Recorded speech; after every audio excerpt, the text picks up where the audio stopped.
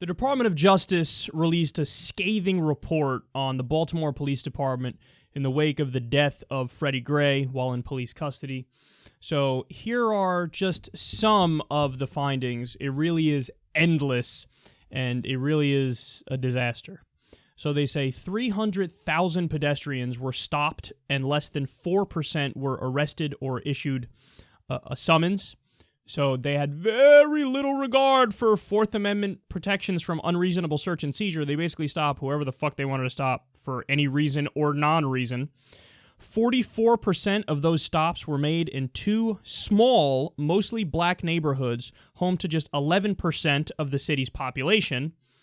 African-American residents were 3 times more likely than whites to be stopped and searched by the police, though whites were twice as likely to be found with illegal guns, drugs, and contraband.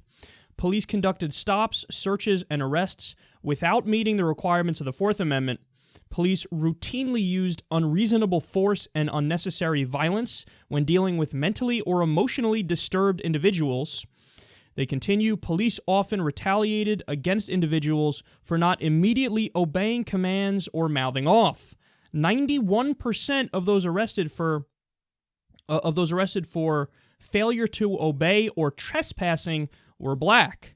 The department's practice of transporting detainees placed detainees at significant risk of harm.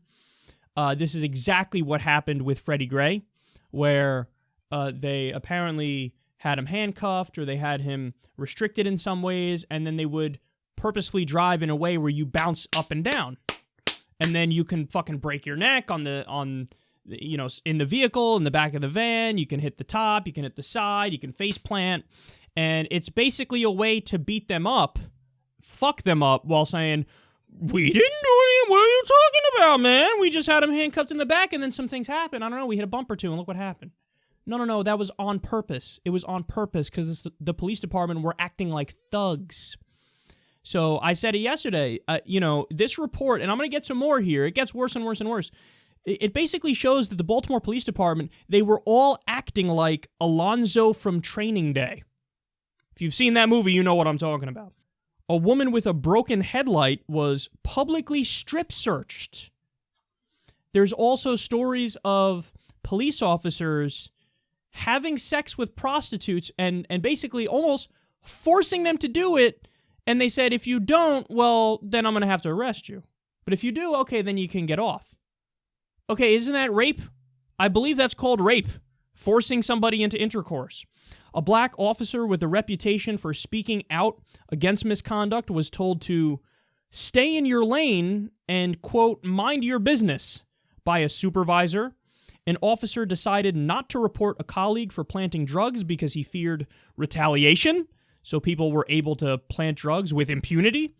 Officers were accused more than 60 times of saying nigger, but the department didn't classify it as a racial slur. An officer tased a man who was yelling, then claimed he had to do it because, quote, his weapon was his mouth. They used an us versus them mentality, and one officer said, quote, you've got to be the baddest motherfucker out there. So in other words, they're not thinking, hey, protect and serve, hey, keep order and do the right thing. They're thinking, you're going out in the streets, you gotta be street. You gotta be the baddest motherfucker out there. Again, what did I just say before? Alonzo from Training Day. More.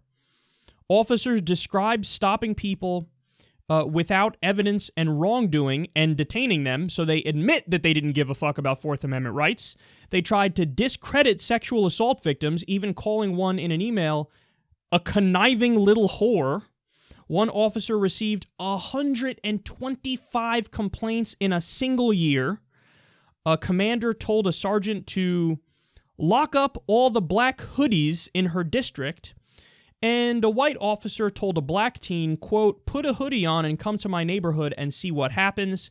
And he said that directly after the verdict in the Trayvon Martin, George Zimmerman situation when George Zimmerman was on trial and he got off. A threat directly after that, which basically said, look, I'll be your George Zimmerman. How you like them apples? Totally and utterly unacceptable. Now, since the release of this report, there have been firings. So they're acting on it to some extent. But dude, this honestly shows that, and this is one department, I don't know if this is indicative of all departments, I honestly would doubt it, but this shows that the rot is deeper than I thought. So I'm a big advocate of certain kinds of police reforms. And those police reforms include stressing and putting an onus on de-escalation tactics in the training. So you let them know you shouldn't escalate to violence, you should de-escalate, and they should be trained in exactly how to do that. I'm a fan of body cameras as a federal law and having it apply to all police departments around the country, and they have to be on at all times. This makes it so that studies have shown they're much less likely to act dickish and to do wrong things when they know they're being recorded. Now, it's not foolproof because sometimes they still do fucked up things, and sometimes when it's on tape, they still get away with doing the fucked up things. Look at Eric Garner. But statistics show, numbers don't lie. They show that overall, the instances of police abuse and bad actions by police drop tremendously when you have body cameras. And then, so there are a bunch of ending the drug war is another thing that I think would greatly, greatly limit the feeling of unwanted police occupation in certain communities around the country. So there are real concrete reforms to address these things to make the situation better. No doubt about it. But what this shows me is there are going to be a solid number of situations around the country where there are some people who are TFG. I always have to explain what that means because people aren't sure. There was like TFG. TFG means too far gone. There are some situations where departments are just TFG, and you're basically going to have to totally rework it and start from scratch. Now, again, I don't think that's all departments, and I think there are probably many, many good cops out there. I know some people on the left disagree with me on that, but I'm convinced that there are many good cops out there. But what this tells me is there are some specific departments where the corruption and the bad actions and the disregard for what the law actually is and what the right thing actually is, it's so deep embedded that it's just a duh in these areas.